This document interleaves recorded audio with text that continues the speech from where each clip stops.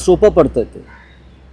पण प्रशांत कोरडकर ज्याने छत्रपती शिवाजी महाराज आणि संभाजी राजांचा घोर अपमान केला, तो प्रशांत कोरडकर अजून तुम्हाला का सापडत नाही? त्याला का अभय दिलं? कोणी अभय दिलं?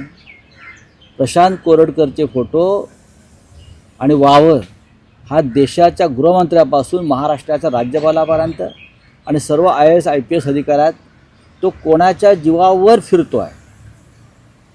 तुमचंच आशीर्वाद आहेत ना त्या चिल्लरला.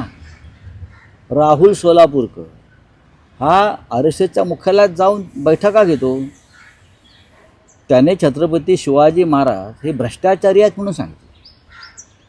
छत्रपती शिवाजी महाराज हे भ्रष्ट आहेत हा राहुल सोलापूरकरच्या बोलण्याचा अर्थ आहे. आग्र्याची सुटका हा दिग्विजय आहे छत्रपतींच्या जीवनातला. एक फार मोठं युद्ध आहे, गनिमी काव आहे.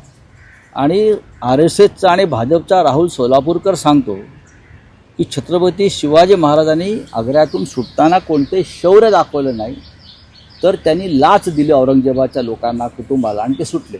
म्हणजे त्यांनी एक प्रकारे छत्रपतींना भ्रष्ट ठरवलं. काय कारवाई केली देवेंद्र फडणवीस यांनी किंवा सरकारनं त्यांच्या? एक प्रकारे औरंगजेबाचं उदात्तीकरणच आहे ना. अटक केली पाहिजे राहुल सोलापूरकरला, राजद्रोहाचा खटला दाखल केला पाहिजे. व देवेंद्र